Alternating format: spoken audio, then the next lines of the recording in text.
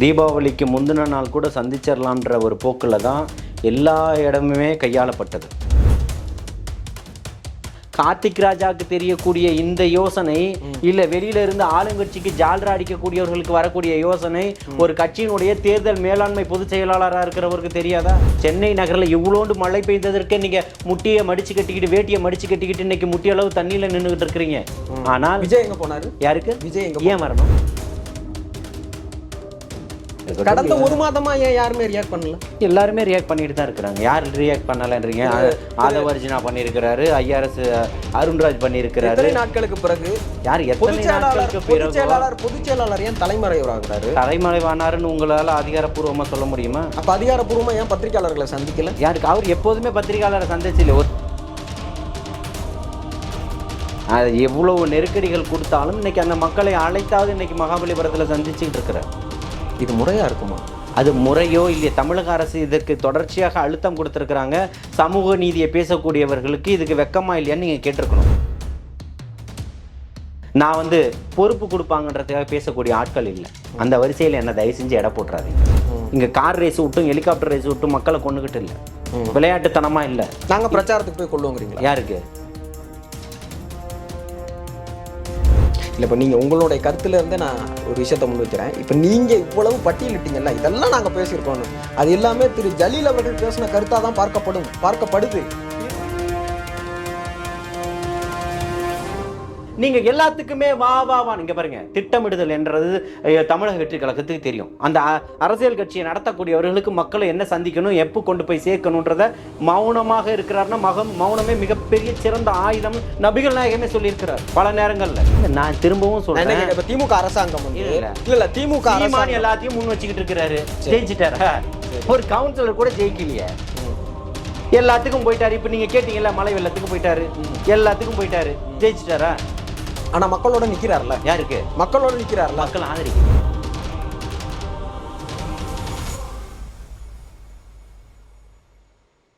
ஜாம்பவான் நேயர்கள் அனைவருக்கும் வணக்கம். இன்னைக்கு நம்மளோட அரசியல் அரங்கத்தில் இணைஞ்சிருக்கிறவங்க யாரு அப்படின்னா, தமிழக வெற்றி கழகத்தினுடைய ஆதரவாளர் திரு ஜலீல் அவர்கள். வாங்க அவங்களை சந்திக்கலாம். வணக்கம். வாழ்த்துக்கள். ஏறத்தாழ ஒரு மாதம் கழித்து கரூர் துயர சம்பவம் நடந்து ஒரு மாதம் ஆயிடுச்சு.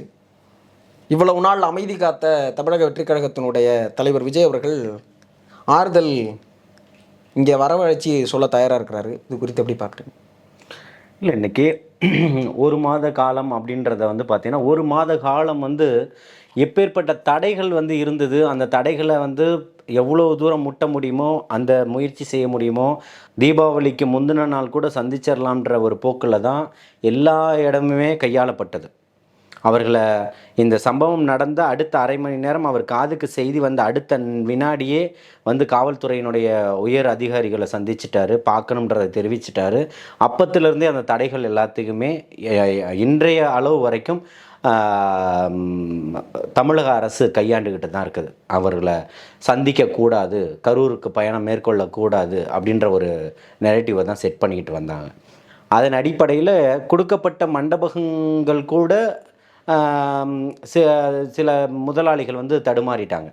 அப்போ நம்மால் தர்ம சங்கடத்தை யாருக்கும் ஏற்படுத்திடக்கூடாது, ஆனால் நம்மளுடைய முடிவு எடுத்த முடிவில் உறுதியாக இருக்கணும் அப்படின்றதுக்காக அது ஒரு பாதிக்கப்பட்ட மக்களை தொடர்ச்சியாக அனைவரையுமே தொலைபேசி மூலியமாக அலைபேசி மூலியமாக அழைத்து பேசியதுக்கு பிறகு ஒவ்வொருத்தனா அங்கே போய் சந்திக்கக்கூடிய நடவடிக்கைகளை மேற்கொண்டார். அதில் பயனளிக்கலை அப்படின்ன உடனே அவர்களை இங்கே இன்றைக்கி வர வச்சு சந்திக்கிறதுக்கான ஏற்பாடுகள் செஞ்சதிலையுமே திமுகவுடைய ஆட்கள் ஊடுருவி அது நடக்கக்கூடாது அப்படின்றதுக்கு அந்த அனுமதி கொடுத்த மண்டபத்தினுடைய ஓனர்களெல்லாம் மேனேஜரெல்லாம் மிரட்டுவதெல்லாம் நம்ம பார்த்தோம்.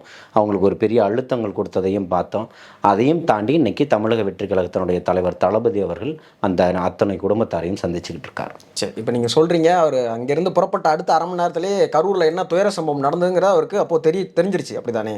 எங்கே அவர் கரூர்லேருந்து புறப்பட்டு வரும்போதே அவருக்கு அங்கே ஒரு துயர சம்பவம் நடந்துருச்சுங்கிற செய்தி அவர் காதுக்கு போயிடுச்சு. நிச்சயமா அந்த இடத்துல இருந்து அவருக்கு போகும்போது முழு தகவல் யாருக்கும் போகலை. அதாவது நான் முழுக்க கூடவே இருந்தவன்ற முறையில் சொல்கிறேன். அவர் காரை ஏற்றி அனுப்பும்போது யாருக்கும் எந்த தகவலும் கிடையாது. எல்லாருமே அங்கேருந்து கலைஞ்சு போயிட்டோம். போனதுக்கு பிறகு தான் ஒருவருக்கா செய்தி வருது. அப்போ இவர் போகிறதுக்கு முற்படுறாரு. அவரால் போக முடியல. அதுக்கடுத்து 2ஆம் கட்ட தலைவர்களை அனுப்பணும்னு முயற்சி செய்கிறாரு. அவர்கள் விடியும் வரை அந்த ஊர்லேயே இருந்திருக்கிறார். ஒரு பேட்டியில் கூட அண்ணன் ஆதவர்ஜுனா அவர்கள் சொல்லியிருப்பார், தொடர்ச்சியாக எங்கள் எல்லாருடைய அலைபேசி சிக்னல்களையும் எடுத்து பாருங்க, நாங்கள் அந்த ஊரில் தான் இருந்தோன்றதுக்கு சாட்சிகள் இருக்கு. எல்லா பத்திரிகையாளர்களுக்கும் செய்தியாளர்களுக்கும் ஊடகவியலாளர்களுக்கும் தெரியும் நாங்கள் அங்கே இருந்தோம், அனுமதி கேட்டோம்ன்றது. அரசு அதிகாரிகள் காவல்துறையினுடைய அதிகாரிகள் மறுக்கலாம், ஆனால் எங்களுடைய அலைபேசிகள்லாம் நீங்கள் சோதிச்சு பாருங்கன்றதெல்லாம் அன்னைக்கே சொன்னார். அப்போ ஏன் பத்திரிகையாளர்கள் திட்டமிட்டே அவங்களுக்கு தடை விதிச்சிருக்காங்கிறத செய்தியை ஒளிபரப்ப தவறிட்டாங்கன்னு நினைக்கிறீங்களா? நிச்சயமா. அதாவது இப்போ எல்லாத்தையுமே சொன்ன செய்தியாளர்கள், எல்லா இடத்துலையுமே செய்தியாளர்கள் வந்து நசுக்கப்பட்டார்கள். ஜனநாயகத்தினுடைய குரவலைகள் நெரிக்கப்பட்டதுன்றது மறுக்க முடியாத உண்மை. ஒளிபரப்பு செய்த புதிய தலைமுறையினுடைய தனியார் தொலைக்காட்சியினுடைய நிலை என்னன்றது எல்லாருமே அறிந்தாங்க. அந்த அந்த அதுக்காக மிகப்பெரிய ஒரு போராட்டத்தை செய்தியாளர்கள் சென்னையினுடைய மையப்பகுதியில் நடத்தினாங்க. அதன் பிறகு அதே அந்த தனியார் தொலைக்காட்சியினுடைய மேலாளர் வந்து அவருடைய வாக்குமூலம் எப்படி மாற்றப்பட்டதுன்றதெல்லாம் நம்ம பார்த்தோம். இன்னைக்கு ஒரு தேசிய கட்சியினுடைய மாநில தலைவர், நான் தண்ணியை தொடக்கூடாதா, தண்ணியை தொட்டா தீட்டாயிடுமா, ஒரு தகவல் சொல்லக்கூடாதா, சாதியை வெறி பிடிச்ச ஒரு அமைச்சர் இருக்கிறாங்களே, இது இந்த அரசு இப்படி இருக்குன்றத ஓப்பனா சொல்றாரு. அவருக்கு தெரியாதா? ஒரு தேசிய கட்சியினுடைய மாநில தலைவர், ஒரு எம்எல்ஏ, பல 1000 கோடிகள் சொத்து வச்சிருக்கிற ஒரு மிகப்பெரிய தொழில் சாம்ராஜ்யத்தை கட்டமைச்சுக்கிட்டு இருக்கிறாரு. இன்னைக்கு ஸ்ரீபெரும்புத்தூர்ல ஒரு லாரி கூட இன்ச்சு கூட நகர முடியாது. அவருக்கு தெரியாதா எதிர்க்கிற நிற்கிறவங்க நம்மளை வீடியோ எடுக்கிறாங்கன்றது? ஏதாவது 3ஆம் தள மக்கள் போல பேசக்கூடாது. ஒரு எந்த விதத்தையுமே ஏழை விவசாயிகள் இருக்காங்கல்ல, அவனுக்கு கூட தெரியும். வீடியோ எடுக்கிறீங்களா, சொல்கிறேன், என் குமுறலை சொல்கிறேன்னு சொல்கிறான். அவனுக்கு கூட தெரியும் போது இவருக்கு தெரியாதா? சிறப்பு. அப்போது நீங்கள் 3 மணி வரைக்கும், நள்ளிரவு வரைக்கும் அங்கே வெயிட் பண்ணீங்கல்ல. உங்கள் கையில் அலைபேசி இருக்குது, ஆமாம், உங்கள் கையில் வந்து இன்ஸ்டாகிராம் இருக்குது, அது மாதிரி சமூக வலைதளங்கள்லாம் இருக்குது. ஏன் ஒரு வீடியோ போடக்கூடாது? இல்லை, வீடியோ போடணுன்றதெல்லாம் எந்த கட்டாயமுமே இல்லை. ஏன் வீடியோ போடணும்? தடுக்கிற ஒரு நிமிஷம் தடுக்கிறாங்க, எங்களை தடுக்கிறாங்க, எங்களுக்கு காவல்துறை அனுமதி கொடுக்கல அப்படிங்கிறது தான். அதையே அந்த தகவலே நீங்க எப்போ சொல்றீங்க அப்படின்னா, உச்சநீதிமன்றத்திற்கு போன பிற்பாடு அந்த தகவலை வெளியிடுறீங்க. ஆமா. இப்போ நீங்க அரசியல் இப்போ நீங்க சொல்றீங்க இல்லையா, அது வந்து ஒரு ஆளுங்கட்சியில கூட்டணியில இருக்கக்கூடிய ஒரு நபர், அவர் எம்எல்ஏவாகவும் இருக்காரு. ஆனாலும் அவர் என்ன பண்றாரு அப்படின்னா, ஏன் நான் தொடக்கூடாதா, ஒருத்தர் வீடியோ எடுக்கிறான்றது தெரிஞ்சாலும் அதை ஏன் செய்யறாரு அப்படின்னா, அவருடைய அரசியல் நிலைப்பாடு, அவருடைய எதிர்ப்பு. மறுநாள் மாத்தி பேசினாரா இல்லையா? அது தமிழக வெற்றி கழகத்திட்ட இல்லைன்னு சொல்றோம். எடுத்த கொண்ட கொள்கையில உறுதியா இருக்கு. அவங்க கொள்கை எது வேணா இருக்கலாம், அந்த கொள்கையில உறுதியா இருக்காங்க. அவங்க எல்லாத்துக்கும் வீடியோ போட்டவர்கள் கிடையாது இதுக்கு முன்னாடி, புரியுதுங்களா? வீடியோ போட்டு செய்திகளை சொல்லிக்கிட்டு இந்த மாதிரி இருக்குன்றதுக்காக அவங்க என்ன, எனக்கு அனுமதி கேட்டா அனுமதி தரல, நீதிமன்றத்துக்கு போயிருக்கேன், அவ்வளவுதானா, மக்களை நீதி மூலமா சந்திக்கிறேன்னு சொல்றாரு. நீங்க வீடியோ போடல. நான் என்ன கேட்கிறேன்னா, கார்த்திக் ராஜாவுக்கு தெரியக்கூடிய இந்த யோசனை, இல்ல வெளியில இருந்து ஆளுங்கட்சிக்கு ஜால்ரா அடிக்கக்கூடியவர்களுக்கு வரக்கூடிய யோசனை ஒரு கட்சியினுடைய தேர்தல் மேலாண்மை பொதுச் செயலாளராக இருக்கிறவருக்கு தெரியாதா? அவர்களுக்கு என்ன தெரியும்ன்றது அவர்களுக்கு தெரியட்டும். அது அவர்களுடைய கட்சியினுடைய நிலைப்பாடு. அவர்கள் மக்கள்கிட்ட கொண்டு போய் எப்படி சேர்க்கணுமோ அதை அந்த முறையில் சேர்த்துறாங்க. பாதிக்கப்பட்ட மக்கள் யாரோ அவர்கள் இன்னைக்கு அவர்கள் அழைத்த உடனே வந்திருக்கிறாங்க. பாதிக்கப்பட்ட மக்களுக்காக தானே குரல் கொடுக்குறீங்க. பாதிக்கப்பட்ட மக்களுக்காக தானே இங்க இத்தனை லட்சம் பேர் கத்திக்கிட்டு இருந்தாங்க. பாதிக்கப்பட்ட மக்களுக்காக பேசுவது போன்ற ஒரு தோற்றத்தை செட் பண்ணி பேச வச்சது திமுக அரசாங்கம் தானே. அவர்களுக்கு உட்பட்டு பேசியவர்கள் அத்தனை பேர் இன்னைக்கு கதறீங்கல்ல, வயிற்றுலையும் வாயிலையும் அடிச்சுக்கிட்டு. அந்த மக்களுக்காக தானே பேசுனீங்க. அந்த மக்கள் அவர்களுடைய துயரத்தை துடைச்சிருக்கிறாரு. மாசம் தோறும் இருக்கக்கூடிய பிள்ளைகளை இழந்துட்டாங்க. மாதம் தோறும் உங்களுடைய வீட்டில் ஒரு மூத்த பிள்ளையா இருந்து உங்களுடைய குடும்பத்தை நான் வழி நடத்துவேன், என்னால் முடிஞ்ச அத்தனையும் நான் செய்வேன், என்னோட அதிகாரத்துக்கு என்னோட வசதிக்கு உட்பட்டு எல்லாத்தையும் நான் பண்றேன்னு சொல்றாரு. அப்போ நம்ம ஒரு இழப்புல இருக்கக்கூடியவங்க ஒரு நிவாரணத்தை நோக்கி, நம்ம பிள்ளை இழந்துட்டாங்க, அதுக்கடுத்து நம்ம என்ன பண்ண போறோன்றது ஒரு வாழ்வாதாரத்தை நோக்கி நகரக்கூடிய ஒரு இடத்த கேலியும் விமர்சனமும் செஞ்சுக்கிட்டு இருக்கீங்கல்ல. குடிச்சிட்டு குடிகாரர்களுக்கு வந்து கள்ளச்சாராயம்னு தெரிஞ்சு அதை கள்ளத்தனமாக விற்கிறான்னு தெரிஞ்சு அது விஷசாராயம்னு தெரிஞ்சு குடிச்சு செத்தவனுக்கு போய் 10 லட்சமும் பிள்ளைகளுக்கு படிப்புக்கு ஊக்கத்தொகையும் கொடுக்கும்போதும் காப்பீடு 5 லட்சத்துக்கும் போடும்போதும் வாழ்த்திச்சே இந்த கூட்டம், கூட்டணியில் இருக்கக்கூடிய கூட்டங்கள் அன்னைக்கு தெரியலையா? இது தப்புன்னு சொல்லி. அப்போ அதனால அவங்களுக்கு அந்த நிவாரணம் கொடுத்துருக்க கூடாதுன்னு சொல்றீங்களா? நான் என்ன சொல்றேன்னா, நிவாரணம் நீ கொடுங்க. உங்களால் தவறு நடந்திருக்கு, 1 கோடி கூட கொடுங்க, வேண்டான்னு மறுக்கல. தவறு நடந்தது உங்களுடைய கட்டுப்பாட்டில் தானே நடந்துச்சு, அதை நீங்க ஒத்துக்கிறீங்கல்ல. அதை ஏன் மறைக்கிறீங்கன்னு தான் கேட்குறேன். அது எப்படி நடந்ததுன்னு தான் கேட்குறேன். இன்னமும் நடந்துகிட்டு இருக்கேன்னு சொல்றேன். நீங்க வந்து இங்க பாருங்க, அதுக்கு அளவுகோலை விதிக்கலை. பட்டாசு தொழிற்சாலையில் வேலை செய்யப்பவர்கள் விபத்தில் நடந்தால் 2 லட்சம், எங்கேயோ ஒரு விபத்தில் நடந்தால் 2 லட்சம். இந்த அளவீடு எப்படின்னு தான் கேட்குறோம். நீங்கள் நிவாரணம் கொடுத்ததுல வந்து எங்களுக்கு எந்த இதுவுமே கிடையாது. ஆனால் 10 லட்சத்தை கொண்டு போய் குடின்னு தெரிஞ்சு குடிச்சு அயோக்கியத்தனமாக செத்து அவங்க பிள்ளைகளை படிக்க வைங்க, அவங்க குடும்பத்துக்கு உறுதுணையாக இருங்க, இல்லை குடும்பத்தில் யாரோ ஒருத்தருக்கு வேலை வாய்ப்பை கொடுங்க. அப்போ குடிச்சிட்டு செத்தா நாளைக்கு எல்லாருக்கும் வேலை வாய்ப்பு கிடைக்கணும்னு வந்துடுறாரா? இப்போ தூய்மை பணியாளர்கள் போராட்டம் பண்ணுனா அவர்கள் பக்கம் அண்ணன் திருமா பேசினாரு, நான் வந்து உங்கள் பக்கம் தான் நிற்பேன்னு பேசினாரு, மறுநாள் மாற்றி பேசினார். ஏன் பேசினாரு? அது வந்து நீங்கள் சொல்லக்கூடிய மன்னராட்சி முறை மாதிரி சாதியை ஒழிக்க முடியாத ஒரு கட்டத்துக்கு கொண்டு வந்துடும், இந்த சாதியில் இருக்கக்கூடியவன் தான் இந்த வேலையை செய்யணுன்ற ஒரு நிலைப்பாட்டுக்கு கொண்டு வந்துருன்றதை கொண்டு வந்தார். அப்போ குடிகாரன் குடிச்சு செத்தா அரசு வேலை கன்ஃபார்ம்ன்றது ஒன்று கன்ஃபார்ம் ஆகிடுமா? அப்போது நீங்கள் என்ன ஒரு டிசைனை செட் பண்ணுறீங்கன்றதே மக்களுக்கு புரியலை. உங்களுடைய ஆட்சியை பாதுகாக்கணுன்றதுக்காக, அதிகாரத்தை உங்களுடைய கையில் வச்சிருக்கோன்றதுக்காக பாதிக்கப்பட்ட மக்களை நீங்கள் வந்து நடுநிலையாக நடத்தலைன்னு சொல்கிறோம். இல்லை, இப்போ நீங்கள் சொல்கிற பிரகாரமே என்னென்னா, கள்ளக்குறிச்சியில் நடந்த அந்த துயர சம்பவத்தையும் கரூர் சம்பவத்தையும் சமதராசில் ஒப்பிட முடியாதுங்கிறது தானே நீங்கள் சொல்ல வர வாதம்? ஒரு காலமும் ஒப்பிட முடியாது, புரியுதுங்களா? ஒரு அளவு கடந்த ஒரு கூட்டம் கூடிடுச்சு. அந்த கூட்டத்துக்கு தமிழக வெற்றிக் கழகம் பொறுப்பெடுக்கணுமா, அரசாங்கம் பொறுப்பெடுக்கணுமா? தமிழக வெற்றிக் கழகம் என்ன மாதிரி வேலைகள் செஞ்சுருக்கணும், அரசு என்ன மாதிரி பாதுகாப்புகள் கொடுத்துருக்கணும்? வேலைகள் வேணால் தமிழக வெற்றிக் கழகம் செய்யலாம், பாதுகாப்பு அரசாங்கம் தானே கொடுக்கணும், காவல்துறை தானே கொடுக்கணும். அப்போ அவர்களுக்கு தெரியாதா? 3 மணிக்கு வரேன், 3 மணிலேருந்து 10 மணி வரைக்கும் அனுமதி வாங்கியிருக்கிறாங்க.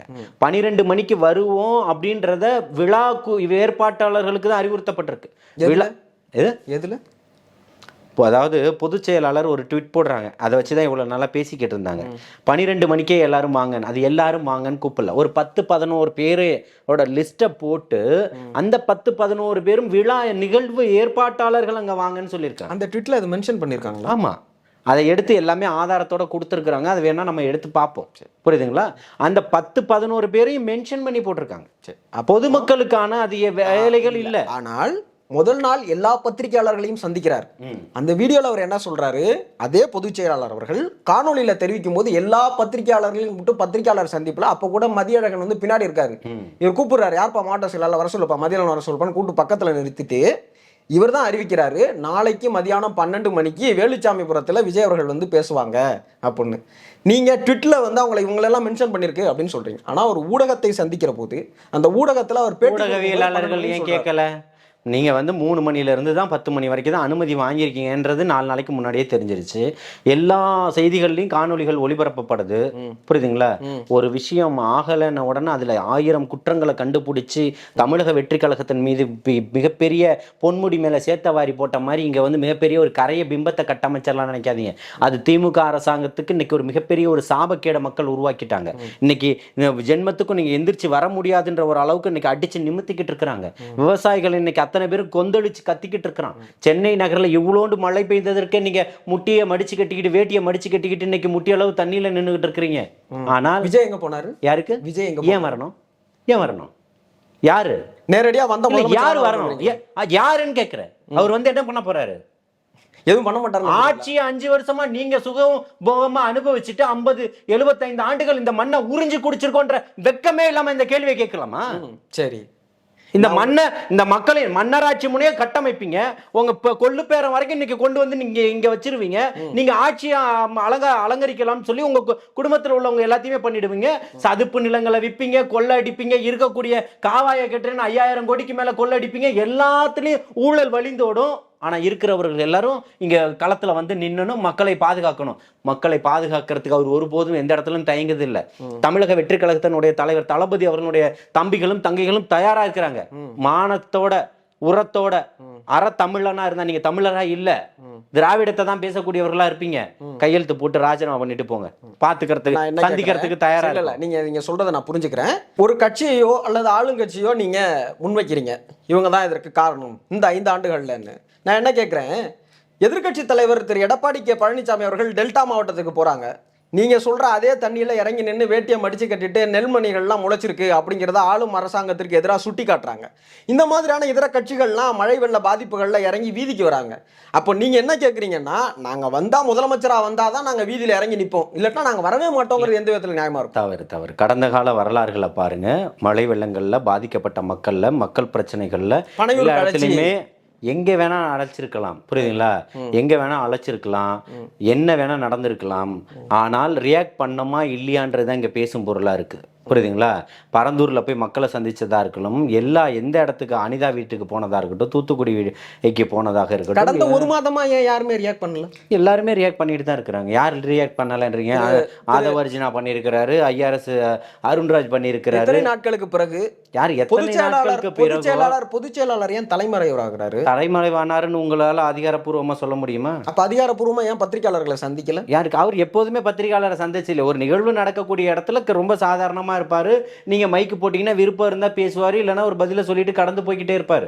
அவர் எங்கே இப்போ இங்கே தலைமறைவாயிட்டார், அங்கே அவரோட செல்ஃபோன் எடுத்து பாருங்க, அவர் குடிக்கக்கூடிய அறிக்கைகள் எல்லாம் கொடுத்துக்கிட்டு தான் இருந்திருக்கிறாரு. ஸோ இதெல்லாம் எதிர்கட்சிகள், அதான் எதிர்க்க இருக்கக்கூடிய இன்னைக்கு ஆளும் கட்சிகள் இன்னைக்கு அவர்கள் செய்யக்கூடிய மடைமாற்றம் வேலையை அவர்களுடைய இயலாமையை மக்கள் இன்னைக்கு பேசிடக்கூடாதுன்றதுக்காக கண்டினியூவா புழுதி வாரி தூற்றுவது போல இன்னைக்கு தூற்றிக்கிட்டு இருக்கிறது தான் தமிழக அரசனுடைய வேலையா இருக்குன்னு சொல்றேன்.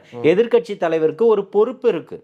எதிர்க்கட்சி தலைவர் தான் இன்னைக்கு சட்டமன்றத்தில் போய் பேசக்கூடியதுக்கு அதிகப்படியான எம்எல்ஏக்களை வச்சிருக்கிறாரு. இன்னைக்கு 60க்கும் மேற்பட்ட எம்எல்ஏக்களை கையில வச்சுக்கிட்டு இருக்கிறாரு. இன்னைக்கு தமிழ்நாடு முழுக்க தேர்தல் சுற்றுப்பயணம் மாதிரி சுற்றி வந்துகிட்டு இருக்கிறாரு. இது மக்கள் பிரச்சனைக்காக மக்களை சந்திக்கக்கூடிய பயணம் எங்களுடையது. இவர் போகக்கூடியது அது இல்லை, இது தேர்தல் களமாக போய்கிட்டு இருக்கிறாரு இன்னைக்கு. ஆனால் எப்படி இருந்தாலும் பாதிக்கப்பட்ட விவசாயிகளை இறங்கி பேசுறாரு. ஆனால் அதை இன்னைக்கு இந்த சின்ன முதல்வர் மறுக்கிறார். இல்ல, நான் என்ன கேட்கிறேன், இப்ப நீங்க சொல்றீங்கல்ல மக்கள் சந்திப்புன்னா என்ன, வாக்கு கேட்டு சந்திக்கிறதுனா என்ன, எனக்கு அதற்கான விளக்கம் கொடுங்களேன். நான் வந்திருக்கேன்றத ஒவ்வொரு தொகுதியிலும் மக்கள் பிரச்சனைகளுக்காக போய் பேசுகிறாரு. அந்த தொகுதியினுடைய மக்களினுடைய என்ன தேவை இருக்கோ அதை பேசுகிறார், புரியுதுங்களா? ஆனால் எனக்கு ஓட்டு போடுங்க, நான் திருப்பி வந்தா நல்லது பண்ணுவேன்னு சொல்றதுக்காக போகக்கூடிய பயணம் அது. விஜய் அவர்களும் ஓட்டு கேட்டு தானே சார் போறாரு. என்னைக்கு விஜய் அவர்களும் இப்ப போறது மக்கள் சந்திப்பு. ஏன் நீங்க அப்படி இப்பவும் பாருங்க, அவர் எந்த வேட்பாளரையோ மாவட்ட செயலாளரையோ முன்னிறுத்தி இவர் தான் மாவட்ட செயலாளர், நாளைக்கு இவர் தான் ஆளை கூட்டிட்டு வருவாரு, இவர் தான் வேட்பாளர், எனக்கு வரப்போற சின்னத்துக்கு இவருக்கு தான் ஓட்டு போடுங்கன்னு எங்கேயும் பதிவு பண்ணலையே. மாற்றம் வேணும்ன்றது தான் சொல்றாரு. சரி, இப்போ எடப்பாடி பழனிசாமி அவர்கள் எல்லா மாவட்டத்திலையும் போய் வேட்பாளரை அறிமுகப்படுத்திக்கிட்டு இருக்காரு. யாருக்கு? எல்லா மாவட்டத்திலையும் போய் வேட்பாளரை அறிமுகப்படுத்திக்கிட்டு இருக்காரு. தேர்தல் பிரச்சாரம் நீங்க திருப்பியும் இதே கூட்டணிக்கு தானே, என்டிஏ கூட்டணிக்கு தானே. எண்ட் ஆஃப் த டே அரசியல் கட்சி ஏன் தொடங்குறீங்க? யாருக்கு அரசியல் கட்சி? ஒரு கட்சி ஏன் தொடங்குறீங்க? மக்கள் பணி செய்யணும்ன்றதுக்கு. உங்களோட அதிகாரம் இருந்தா மட்டும்தான். அரசியல் அதிகாரம் மக்கள் இயக்கமா பல நலத்திட்ட உதவிகள் செஞ்சிருக்கிறாரு அவருடைய ரசிகர் மன்றத்தின் வாயிலாக. அதை மீறி ஒரு அதிகாரம் வேணுங்கிறதுக்காக தானே சார் கட்சி தொடங்குறீங்க. நிச்சயமா, மாற்று கருத்து. அதனால தானே இப்ப மக்களை சந்திக்கிறீங்க. ஆமா, அப்படிங்கும் போது அதுல எங்க நீங்க ஒப்பிடுறீங்க? இல்ல அவருக்கு அதிகாரம் இருக்கிறதுனால இன்னைக்கு அதனால நாங்க சந்திக்கலன்னு. அவருடைய சந்திப்பையும் எங்களுடைய சந்திப்பையும் ஒப்பிட்டீங்களா, இல்ல நீங்க எதுக்கு சந்திக்கிறீங்கன்ற கேள்வி கேட்டீங்களா? ஒப்பிட்டு தான் சந்திக்கவே இல்லைன்னு கேட்கிறேன். இல்ல, நாம சந்திச்சுக்கிட்டு தான் இருக்கோன்றத சொல்றேன், புரியுதுங்களா? அது எவ்வளவு நெருக்கடிகள் கொடுத்தாலும் இன்னைக்கு அந்த மக்களை அழைத்தாவது இன்னைக்கு மகாபலிபுரத்துல சந்திச்சுக்கிட்டு இருக்கிறார். இது முறையா இருக்குமா? அது முறையோ இல்லையா? தமிழக அரசு இதற்கு தொடர்ச்சியாக அழுத்தம் கொடுத்துருக்குறாங்க. சமூக நீதியை பேசக்கூடியவர்களுக்கு இதுக்கு வெக்கமா இல்லையான்னு நீங்க கேட்டிருக்கணும். கார்த்திக் ராஜா தவறிட்டாருன்னு சொல்றேன். சரி, இப்போ அந்த கேள்வியை இப்போ நீங்கள் விஜய் கட்சியினுடைய சார்பாக, தமிழக வெற்றி கழகத்தினுடைய சார்பாக யாருமே பேசலை. கடந்த கிட்டத்தட்ட இன்னையோட ஒரு மாதம் ஆகுது. செய்தி தொடர்பாளர்கள் யாருமே அது சம்பந்தமான அதிகாரப்பூர்வமான அறிவிப்புகளோ பேசலை. உங்களை மாதிரியான ஆதரவு நிலைப்பாடு உள்ளவர்கள் 4-5 நபர்கள் பேசுறீங்க. தொடர்ச்சியாக நீங்கள் அவங்க சார்பாக பேசிக்கிட்டு இருக்கீங்க. உங்கள் கருத்தையே நாளைக்கு மறுக்கலாமே. இல்லை, அவங்க மறுக்கிறாங்க ஏற்கிறாங்கன்றது எனக்கு இல்லை. மண்டியிட்டு வாழணும்ன்ற எந்த அவசியமும் எனக்கு இல்லை, புரியுதுங்களா? 25 ஆண்டுகளாக மக்கள் களத்தில் நின்றுக்கிட்டு இருக்கேன். மக்கள் போராட்டங்களை சந்திச்சுக்கிட்டு இருக்கிறேன். பல வழக்குகளை சந்திச்சிருக்கிறேன், புரியுதுங்களா? பல வழக்குகள் போடப்பட்டிருக்கு, நெருக்கடிகளுக்கு ஆளாயிருக்கேன். இன்னைக்கு தமிழக வெற்றி கழகத்துக்கு பேசணுன்ற போதும் அந்த நெருக்கடிகளுக்கெல்லாம் ஆளாயிருக்கேன். ஆனால் அதெல்லாம் எனக்கு தேவையில்லை. நான் போய்கிட்டு இருக்கக்கூடிய பாதையில் அங்கே ஒரு விளக்கு எரிஞ்சிருக்கு, அந்த வெளிச்சம் தான் என்னை ஈர்த்திருக்கு, புரியுதுங்களா? அந்த பாதையில் அவர் வருவாருன்றது தெரியும். நிச்சயமாக இந்த தமிழக மக்களை வழி நடத்துவாருன்றது தெரியும். இந்த மாற்றத்திற்கான ஒரு தலைவனாக தான் பார்க்குறேன். புரியுதுங்களா? அப்போ இவர்கள் வந்து என்னை அங்கீகரிக்கிறாங்க, எனக்கு ஒரு பொறுப்பு கொடுத்துட்டாங்க அப்படின்றதுக்காக பேசுகிறவன் இல்லை நான். நான் கடந்த இந்த 2 ஆண்டுகளுமே பேசிக்கிட்டு தான் இருக்கிறேன். புரியுதுங்களா? பேசக்கூடிய செய்திகள் எப்படிப்பட்ட செய்திகளாக போய் சேர்ந்துருக்குன்றது தான் நான் பார்க்குறேன்னு தவிர்த்து நான் வந்து பொறுப்பு கொடுப்பாங்கன்றதுக்காக பேசக்கூடிய ஆட்கள் இல்லை. அந்த வரிசையில் என்ன தயவு செஞ்சு எடை போட்டுறாதீங்க. இல்ல நீங்க பொறுப்புக்காக பேசுறீங்கன்னு நான் சொல்லல. நான் சொல்ல வருது என்ன, ஆதரவு நிலைப்பாடு எடுக்கக்கூடியவர்கள் தான் பேசுறாங்களே தவிர அதிகாரப்பூர்வமா அந்த கட்சி சார்பு யாருமே மறுக்கட்டும், கட்சி மறுக்கட்டும். ஆதரவு நிலைப்பாட்டில் உள்ளவர்கள் தானே பேசுறோம். நம்ம நண்பர் முஸ்தபா பேசுறாரு, இப்போ சகோதரன் காமேஷ் பேசுறான், அவங்க கூட ஒரு 4-5 பேர் இப்போ தம்பிங்க இருக்காங்க பேசுறாங்க. இன்னொரு சகோதரன் அனஞ்சித்னு சொல்லி பேசிக்கிட்டு இருக்காப்புல, பேசட்டும். இப்ராஹிம் ராவுத்தர் பேசுறாரு, பேசட்டும். இல்லன்னு மறுங்க. அப்ப கடைசி வரைக்கும் தலைவர் பேசவே மாட்டாரு. யாருக்கு தலைவர்? அந்த கட்சியினுடைய தலைவர் பேச மாட்டாரு. வந்துட்டு போற ஷேடோவையே உங்களால தாங்க முடியல. இல்ல வந்துட்டு போற ஷேடோவையே தாங்க முடியல உங்களால. கதறீங்களே. இல்ல நீங்க ஏன் அவர் வந்து ஒரு திரைப்பட நடிகராகவும் இருக்கிறதுனால திரைப்பட வசனங்களாவே ஏன் முன்வைக்கிறீங்க? நான் என்ன கேட்கிறேன், ஒரு யதார்த்தத்துல இன்னும் சொல்ல போனா உங்களுடைய பார்வையில இருந்தே சொல்றேன், நீங்க விஜய்க்கு அரசியல்ல சீனியர், 25 ஆண்டுகளா கிட்டத்தட்ட நீங்க வந்து களத்துல நிக்கக்கூடிய ஒரு ஆள் அப்படின்னு சொல்லுகிற போது நீங்க கள யதார்த்தத்தோட ஏன் பேச தவிர்க்கிறீங்கன்னு கேட்கிறேன். இங்க பாருங்க, ஈழ பிரச்சனைகள் நடக்கும்போதே உண்ணாவிரத போராட்டம் நடத்தியிருக்கிறாரு. 13-14 மாவட்டங்களில் அன்றைக்கு போராட்டங்கள் நடந்திருக்குன்றத காணொலிகள் இருக்கு, ஆதாரங்கள் இருக்கு. இங்கே உண்ணாவிரத மேடையில் அவர் உண்ணாவிரதம் இருக்கும்போதே அதை பதிவு செஞ்சிருக்காரு. இங்க சீனியர் ஜூனியர் பிரச்சனைகள் இல்லை. புரியுதுங்களா? மக்களுக்கான பிரச்சனைகள், மக்கள் குரவலைகள் நெரிக்கப்படும் போது அந்த மாற்றத்திற்கான ஒரு தலைவனா தூக்கி எறிஞ்சிட்டு வந்துகிட்டு இருக்கிறான். இங்க கார் ரேஸ் விட்டும் ஹெலிகாப்டர் ரேஸ் விட்டும் மக்களை கொண்டுகிட்டு இல்லை, விளையாட்டுத்தனமா இல்லை. நாங்க பிரச்சாரத்துக்கு போய் கொள்ளுங்கிறீங்களா? யாருக்கு பிரச்சாரத்துக்கு ஏன் கொண்டாங்கன்றதுதான் விசாரணைக்கு வந்திருக்கு கார்த்திக்னு சொல்றேன். புரியுதுங்களா? அதற்காக தான் உச்ச நீதிமன்றத்தினுடைய ஓய்வு பெற்ற நீதிபதி விசாரிக்கணும்னு சொல்றேன். புரியுதுங்களா? இப்ப இருக்கு, அதுக்காக தான் ஒரு செய்தியை சொல்லியிருக்கிறார், நீதி வேண்டும்னு சொல்லி. உண்மைகள் வெளியில வரணும். சிபிஐக்கு போனோடனே நீதி வென்றுடுமா? நல்லா புரிஞ்சுக்கங்க. சிபிஐ கேட்டதா தமிழக வெற்றி கழகம், அதாவது எல்லாத்தையும் போட்டு குழப்பும் போது திமுக காரங்க எல்லாத்தையும் குழப்பி விடுற மாதிரியே இதையும் சுத்தி விடணும்னு நினைக்கிறாங்க. ரொம்ப தெளிவா இருக்கு. உச்ச நீதிமன்றத்தினுடைய தலைமை நீதிபதிகளான தலைமையிலான ஓய்வு பெற்றவர்களுடைய தலைமையிலான குழு விசாரிக்கக்கூடிய குழுவில் இடம் பெறணும்ன்றதுதான் தமிழக வெற்றி கழகத்தினுடைய கேள்வியா இருந்தது, கோரிக்கையா இருந்தது. அது சிபிஐ வழக்காக மாற்றணும் அப்படின்னு போனது தேசிய மக்கள் சக்தியினுடைய கட்சியினுடைய நிறுவனர் ML ரவி வழக்கறிஞர், அவர் உச்ச நீதிமன்றத்தினுடைய வழக்கறிஞர், அவர் போறார். பாதிக்கப்பட்ட 2 குடும்பத்தார் போறாங்க. நீங்க ஏன் மடைமாற்றம் பண்றதுதானே திமுக? இல்ல நான் என்ன கேட்கிறேன், அப்போ எதை தான் வந்து தமிழக வெற்றி கழகம் அதிகாரப்பூர்வமா அறிவிக்கும்? இல்ல எதை தான் தமிழக வெற்றி கழகம் சொல்றேன், இது அதிகாரப்பூர்வமானது இல்லைன்னு சொல்லுங்க, மறுங்கன்ற. தமிழக வெற்றி கழகம் மறுக்குது, ஏற்குது, அப்பாற்பட்டது. நான் என்ன சொல்றேன்னா, நான் சொன்னது இல்லைன்னு நீங்க மறுங்க, நான் சொன்னது பொய்யான தகவல்னு சொல்லுங்க. இல்ல இது எப்படி இருக்குன்னா, இப்ப நீங்க சொல்ற இந்த விவாதத்தை நான் எப்படி ஒப்பிடுறேன் அப்படின்னா, நான் சொல்றேங்க, நான் சொல்றதை நீங்க மறுக்கலங்கிறதுனாலே அதை ஏத்துக்கிறாங்க அப்படின்ற இடத்துக்கு வந்தீங்க அப்படின்னா நான் சொல்லிடுறேன். இந்த செய்தி வந்து தேசிய மக்கள் சக்தி கட்சியினுடைய அண்ணன் ரவி அவர்களும் எனக்கு வேண்டப்பட்டவர். நான் பலகட்ட போராட்டங்கள் 2 பேரும் ஒன்றா இணைந்தே நடத்திருக்கோம். பல அனுமதி அவர் பேர்லையுமே வாங்கி நடத்திருக்கிறோம். சமூக செயற்பாட்டாளர் கூட்டு இயக்கம் பேர்ல இதில் வாங்கி நடத்திருக்கோம். அதனால எனக்கு நன்க பரிச்சயமானவர்ன்றதுனால தான் சொல்றேன். இதை பத்தி தெரியாம பேசுறதுக்காக தற்கொலையா நாங்க வரல. புரியுதுங்களா? நான் இப்போ இந்த திமுக தரப்பு ஒரு இதை செட் பண்ணிட்டு இதை பேசுங்க, உங்களுக்கு இத்தனாயிரம் அத்தனாயிரம் சொல்றாங்க பார்த்தீங்களா? இந்த மாதிரிக்கு பணத்துக்கு விலை போன கும்பலில் இருந்து வந்தவன் இல்லை நான். இந்த மக்களுக்காக வந்து நின்னவன், பல வழக்குகளை சந்திச்சவன். சிபிசிஐனுடைய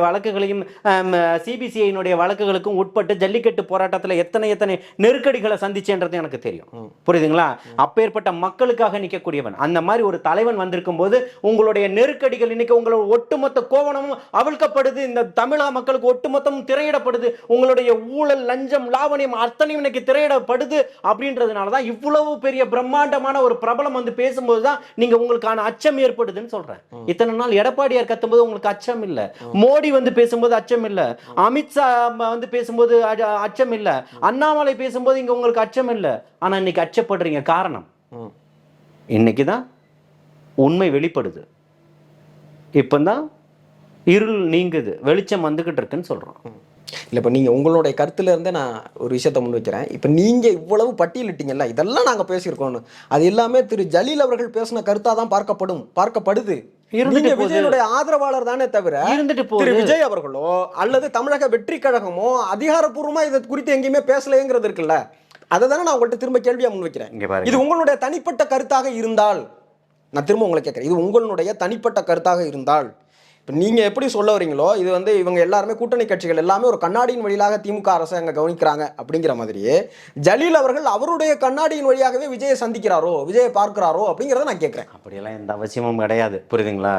அதாவது எனக்கு தேவை, நான் பார்க்கணும்னு நினச்சா போய் பார்க்க போகிறேன். அண்ணன் பொதுச் செயலாளர்கிட்ட சொன்னால் ஏற்பாடு செய்ய போகிறாரு. அவர் வரக்கூடிய நிகழ்வுகள் அத்தனையும் இல்லை கருத்தை தான் சொல்கிறேன். எனக்கு தேவை என்றால், புரியுதுங்களா, என்னுடைய கருத்துக்கள் ஆதரிக்கப்பட்ட கருத்துக்கள் தான், புரியுதுங்களா? எந்த இடத்துலையும் அவர்கள் நிராகரிக்கல. இந்த 2 ஆண்டுகள்ல எந்த கருத்தையும் விமர்சனம் செய்யல, புரியுதுங்களா? அதே நேரத்துல அதே நேரத்துல சிஎம் ஆஃப் இந்தியான்னு சொல்லி ஒரு பிரபல யூடியூபர் மேல வந்து தாய்லாந்துல வந்து காலனியை வீசுறாங்க, அதையும் அவங்க எதிர்க்கல. இல்ல, நான் திருப்பவும் சொல்றேன், அது உண்மையா பொய்யா எடிட் செய்யப்பட்டதா எதுவுமே தெரியாது. அதற்கு முன்னாடியுமே அந்த வீடியோக்கள் வந்தது. அது 2 நாளைக்கு முன்னாடி வந்ததையும் நான் பார்த்தேன். இன்னைக்கு தான் காலனிகளை கொண்டு வந்து வீசுவதாக அதை பார்க்குறேன், புரியுதுங்களா? அது வந்து அப்படி நடந்திருந்தால் அது வன்மையாக கண்டிக்கக்கூடிய செயல். அதில் எந்த விதமான மாற்று கருத்தும் இல்லை, புரியுதுங்களா? ஆனால் இப்போ அதை போடுறாங்க, அது எடிட் செய்யப்பட்ட வீடியோ அப்படின்னு சொல்லிட்டு முழுமையான தகவல் எதுவும் தெரியாமல் அடிப்படை ஆதாரம் இல்லாமல் அதுக்கு விளக்கம் கொடுத்தா சரியா இருக்காதுன்னு சொல்கிறேன். சிறப்பு. கரூரில் அவர் போய் சந்திக்கிறதுக்கான அனுமதி கேட்டார், காவல்துறை எங்களுக்கு அனுமதி வழங்கலைங்கிற ஆதாரத்தை ஏன் கொடுக்க தவறீங்கன்னு கேட்குறேன். நீங்கள் கடிதம் மூலியமாக கொடுத்து, அவங்க ஒரு கடிதம் மூலியமாக கொடுத்துருந்தா உங்களுக்கு நாங்கள் அந்த கடிதத்தை காட்டலாம். இவர் அலைபேசியில் பேசக்கூடியதை உங்களுக்கு எப்படி கொண்டு வந்து காட்டுவாங்க? அது ஆடியோ ரெக்கார்டிங் கொடுக்கணுன்றீங்களா?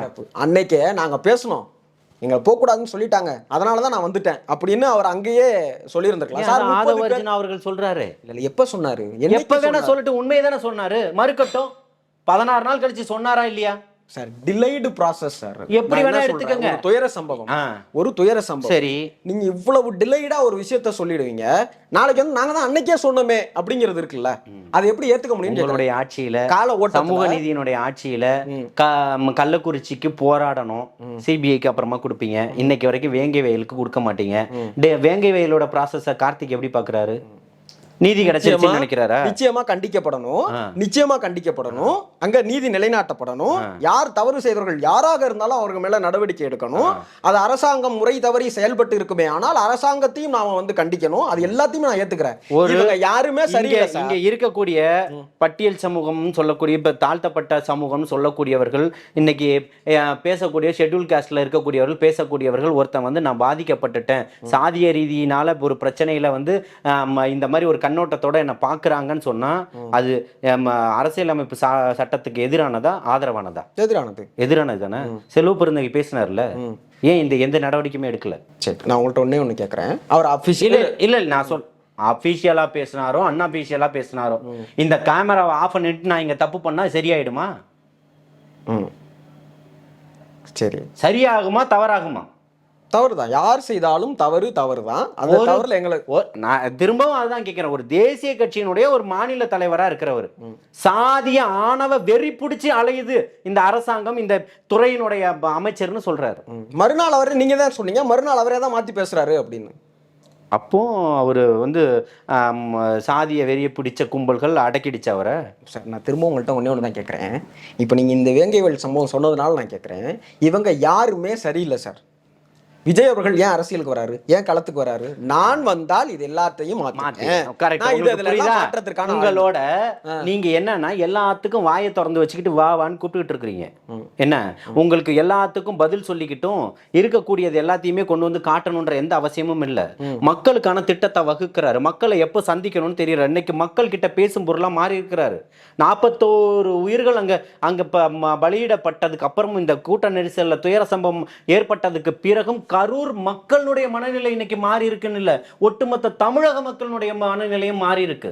மீண்டும் அவர்தான் வரணும், இவரை தான் தேர்ந்தெடுக்கணும், இந்த 2 பேருமே நமக்கு தேவையில்லைன்றது ஒட்டுமொத்த தமிழ்நாடு முழுக்க எதிரொலிக்கக்கூடிய விஷயமா மாறி இருக்கு. அது வந்து ஒரு ஆய்வாளரா, ஒரு பத்திரிகையாளரா நீங்க மறுக்கிறீங்களா, ஏத்துக்கிறீங்களா?